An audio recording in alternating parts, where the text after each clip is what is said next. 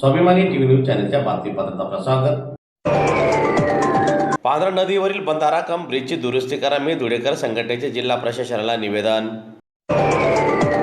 धुळे शहरातील मोगलाई ते देवपूर परिसराला जोडणाऱ्या पांढरा नदीवरील बंधारा कम ब्रिजची अवस्था अत्यंत दयनीय झालेली असून तात्काळ दुरुस्ती करण्यात यावी अशी मागणी मी धुळेकर या सामाजिक संघटनेने केलेली असून या मागणीसाठी आज धुळे जिल्हा प्रशासनाला निवेदन देण्यात आले।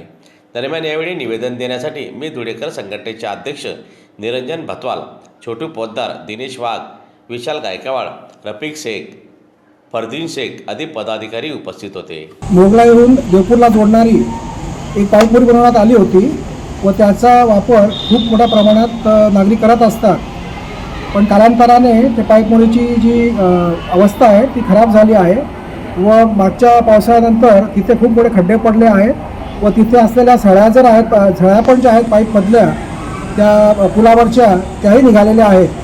तर अशा वेळी तिथे कठडे पण नाही, रात्री लाईट पण नसतात आणि तिथे खड्डे मोठे झाल्यामुळे तिथे मोठा अपघात घडू शकतो आणि त्या अजूनही त्या मुलीचा वापर होतो।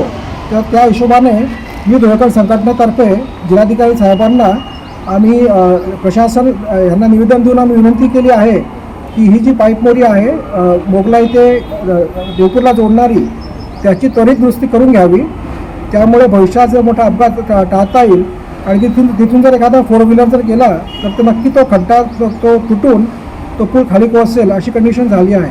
तरी त्यांनी प्रशांत पाटील साहेबांनी आम्हाला आश्वासन दिलं आहे की ताबडतोब याच्यावर आम्ही कारवाई करू।